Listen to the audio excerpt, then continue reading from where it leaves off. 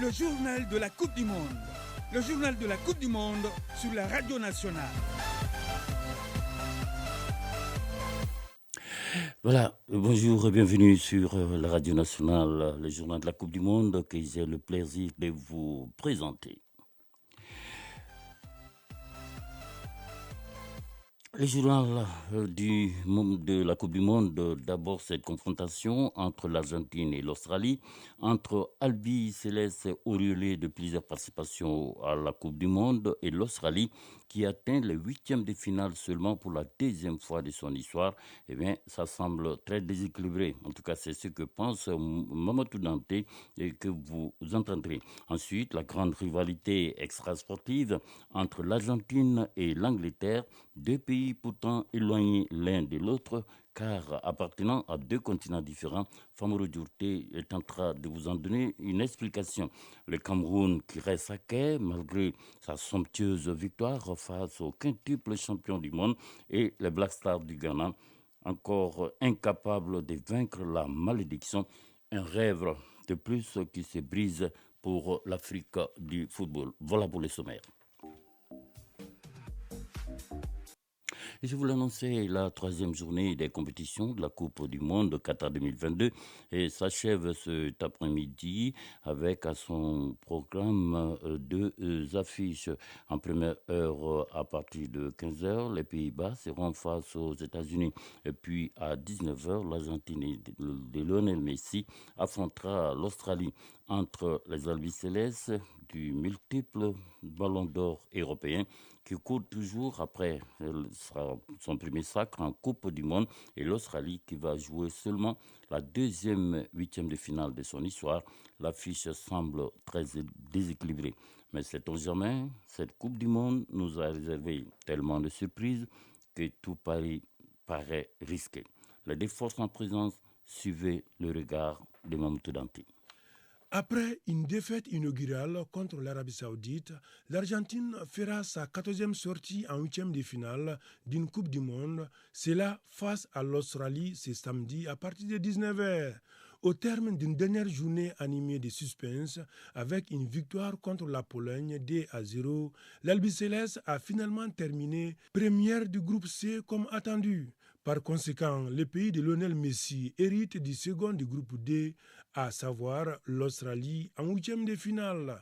Deuxième du groupe de la France, à la surprise générale, l'Australie va jouer les huitièmes de finale de la Coupe du Monde pour la deuxième fois de son histoire après 2006.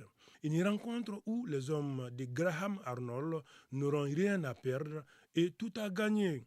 Un match un peu déséquilibré au premier abord selon plusieurs médias sportifs et qui se jouera ce samedi au stade Hamad Bin Ali. Pour cette rencontre, face à l'Australie, le sélectionneur argentin Lionel Scolani aura un groupe complet à sa disposition avec notamment Lionel Messi qui sera attendu au tournoi pour porter son équipe vers les quarts de finale. Mohamed Soumaré, consultant sportif. Donc là, on aura Messi, le génie argentin, avec tout le collectif argentin, contre une équipe d'Australie combative, enthousiaste, qui sera là, qui sera présente et qui ne va vouloir rien lâcher, comme ils le font au niveau du rugby. Maintenant, au niveau du jeu de l'Argentine, on a senti une nette amélioration parce qu'au début de la compétition, on sentait que chaque fois qu'ils avaient la balle, ils étaient dans la recherche perpétuelle de Messi pour que celui-ci joigne les attaquants. Je pense que c'est là où Hervé Renard a su déjouer le piège argentin. Et là, l'ayant compris, ils ont joué un jeu beaucoup plus collectif lors des matchs des deux derniers matchs contre le Mexique et aussi contre la Pologne. La défaite surprenante contre l'Arabie Saoudite a poussé Lionel Scolani à revoir ses plans, mais désormais le sélectionneur argentin semble avoir trouvé la bonne formule pour aider Lionel Messi à remporter le mondial. Il faudrait passer devant une équipe australienne bien en place et beaucoup plus motivée. Mohamed Soumaré, consultant sportif. Au niveau de l'Australie aussi, face au Danemark et à la Tunisie, ils ont montré qu'ils étaient une équipe solide et aussi bien défensivement qu'offensivement, où ils se sont montrés efficaces et ils ont converti les occasions qui se sont présentées à eux. Opposition de style entre le style latino-américain, jeu fluide, léché et rapide, technique des Argentins, contre la solidité et la robustesse des Australiens. Et pour le moment, ça penche à 60-40 pour les Argentins. À suivre donc Argentine-Australie ce samedi à 19h sur ORTM sous l'œil vigilant de l'arbitre polonais Szymon Marciniak.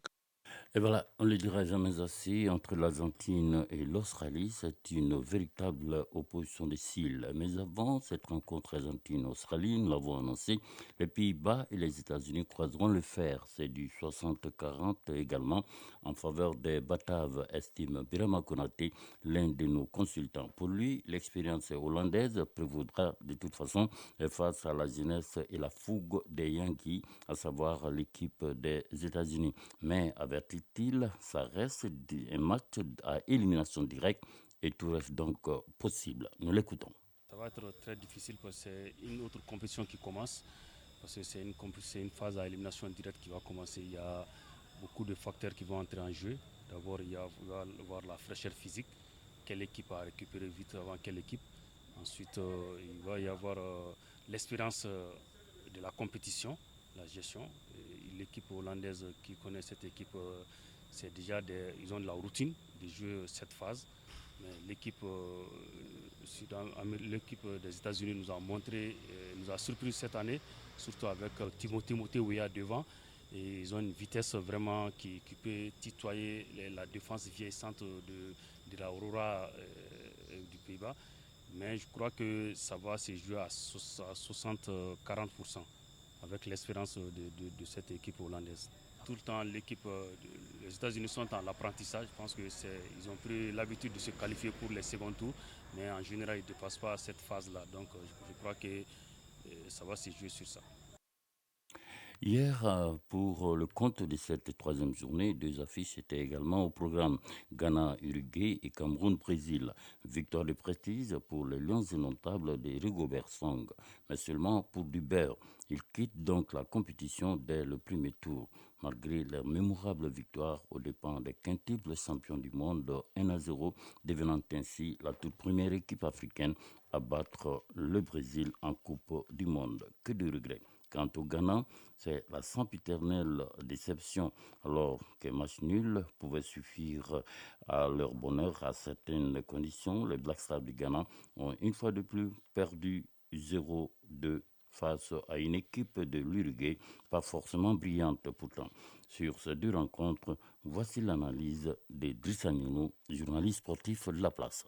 D'abord, quand on regarde cette rencontre, le Cameroun a subi énormément. Les joueurs ont été solidaires entre eux. Ils se sont créés des opportunités. Et on voit qu'en seconde période, par rapport à la première mi-temps où ils étaient un peu timorés, il n'y a pas eu assez de combinaisons. En seconde période, il y a eu de la profondeur dans le jeu, ce qui amène indubitable et le centre qui est bien fait et Vincent Bouakar parvient à marquer. C'est une victoire de prestige. Pour la première fois, un pays africain remporte un match de Coupe du Monde face au Brésil. Et le Cameroun qui gagne, mais malheureusement, le Cameroun ne parvient pas à se qualifier. Malheureusement pour le Ghana, les deux buts pris en première période, ils n'ont pas su réagir et trouver à marquer un but pour essayer de renverser la situation. Ce n'est pas venu et c'est malheureux. Mais globalement, on voit que sur 5 pays africains, les 5 sont quand même parvenus à remporter une victoire. Ça, c'est une première dans l'histoire également, il faut le noter. Et les pays africains sont parvenus à remporter cette victoire. Et également, c'est également une première en Coupe du Monde. On peut également espérer, si le Japon est parvenu à battre l'Espagne pour se qualifier, la Corée du Sud est parvenue à battre le Portugal pour se qualifier, le Sénégal également peut créer l'espoir contre l'Angleterre. Le Maroc également peut éliminer l'Espagne et pour continuer à évoluer dans cette compétition et quand même offrir une bonne place, pourquoi pas même une place de finale pour un pays africain à une phase finale de Coupe du Monde. Des autres rencontres s'est joué hier simultanément Corée du Sud, Portugal et Serbie-Suisse, avec à la clé une qualification pour la 8e de finale de l'épreuve reine. Et du reste, le sort du Cameroun était lié au résultat de cette dernière affiche. Les Lions indomptables avaient non seulement l'obligation de gagner par un écart de 2 buts et en même temps voir la Serbie l'emporter face à la Suisse. Cela faisait trop. Sur ces deux rencontres, voici le résumé d'Ibrahima Diallo. Dans le groupe G, la Suisse s'empare du deuxième billet du groupe en battant la Serbie 3-2. Deuxième au classement avant le coup d'envoi, les coéquipiers de Brel Mbolo ont été bien bousculés par les Serbes très volontaires. Très solides offensivement et défensivement, les Suisses finissent par l'emporter grâce à des buts de Sherdan, Shakiri, Brel Mbolo et Remelo Froller. La Suisse sera opposée au Portugal en 8e de finale mardi 6 décembre à 19h. La Corée du Sud sera aussi au rendez-vous des 8e de finale. Dominés durant la majeure partie de la rencontre, les Sud-Coréens l'ont emporté dans les derniers instants du match face à une formation portugaise déjà qualifiée. Les Portugais ont ouvert le score par Dorta à la 5e minute, avant que Kim n'égalise pour les hommes de Paulo Bento à la 27e minute. Grâce à une passe décisive de Son, Hank donne l'avantage aux Sud-Coréens dans les derniers instants du match. Avec cette victoire, la Corée du Sud passe devant l'Uruguay grâce à une meilleure différence de buts et composte le deuxième ticket du groupe H pour les 8e de finale. Les Sud-Coréens croiseront le fer en 8e de finale avec les Brésiliens lundi 5 décembre à 19h. Géographiquement, l'Argentine et l'Angleterre sont deux pays très éloignés l'un de l'autre. La première est en Amérique du Sud, alors que le second se trouve en Europe. Ils appartiennent donc à deux continents différents. Mais qu'à cela ne tienne, il existe entre ces deux pays une grande rivalité sur le plan football. Une rivalité donc qui amuse un tout petit peu le monde entier. Tous les deux sont qualifiés pour les 8e de finale de cette Coupe du Monde. Il est peu probable que ces deux pays se rencontrent avant une éventuelle finale. En attendant un tel scénario, Famuru Djurte s'est amusé à fouiller dans les archives. Voilà ce qu'il a trouvé. Les sélections de football de l'Argentine et de l'Angleterre nourrissent une rivalité depuis de nombreuses années. Une rivalité intercontinentale qu'il est rare de trouver. Généralement, les rivalités footballistiques existent entre deux pays voisins, comme par exemple entre la France et l'Italie ou l'Argentine et le Brésil. Bien que cette rivalité ait pour origine un match de la Coupe du Monde 1966, elle a été exacerbée par un événement qui n'a rien à voir avec le foot, la guerre des Malouines de 1982 entre les deux pays. Elle a ensuite été amplifiée par plusieurs événements controversés, comme par exemple le but de la main de Diego Armando Maradona lors de la Coupe du Monde 1986. Toute rivalité dans le football a un commencement. Il se passe toujours quelque chose, que ce soit en lien direct ou non avec le football, qui produit cette étincelle qui peut tout faire exploser lors des confrontations futures.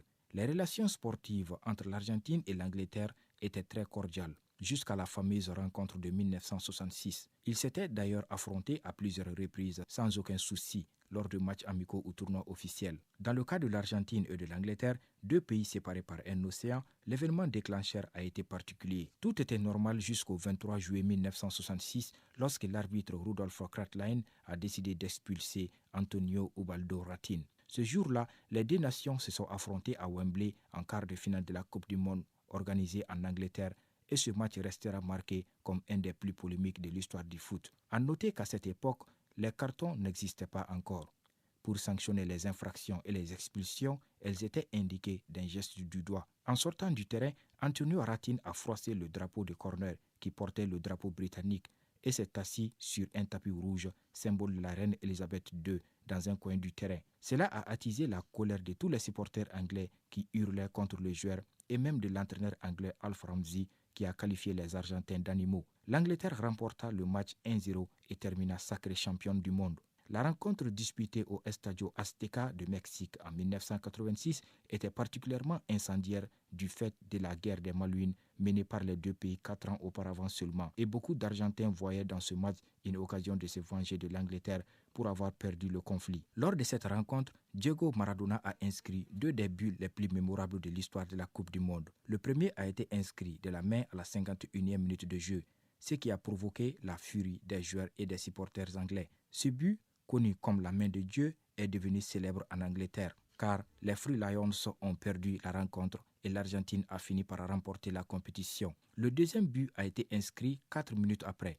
Maradona est parti du milieu de terrain et a dribblé 5 joueurs anglais avant de pousser le ballon au fond des filets. Gary Lineker a ensuite réduit la marque de la tête à la 81e minute de jeu, portant le score à 2-1 en faveur de la sélection argentine. Malgré la beauté de son deuxième but, Maradona a décrit dans son autobiographie « Parfois, je pense que je préfère le but de la main. C'était un peu comme voler le portefeuille d'un Anglais. » Il a aussi écrit en référence au conflit des Malouines « C'est comme si on avait frappé tout un pays, pas seulement une équipe de football. Même si nous avions dit avant le match de football que cela n'avait rien à voir avec la guerre des Malouines, nous savions qu'ils avaient tué de nombreux jeunes Argentins là-bas. Nous les avons tués comme des petits oiseaux. Et cela a été notre vengeance. Aujourd'hui encore, les joueurs et les supporters argentins rendent hommage chaque année aux soldats morts durant cette guerre des Malouines. » Et voilà, vous venez de tout savoir sur la grande rivalité footballistique entre l'Argentine et l'Angleterre, rivalité née lors de la Coupe du Monde 66 et exacerbée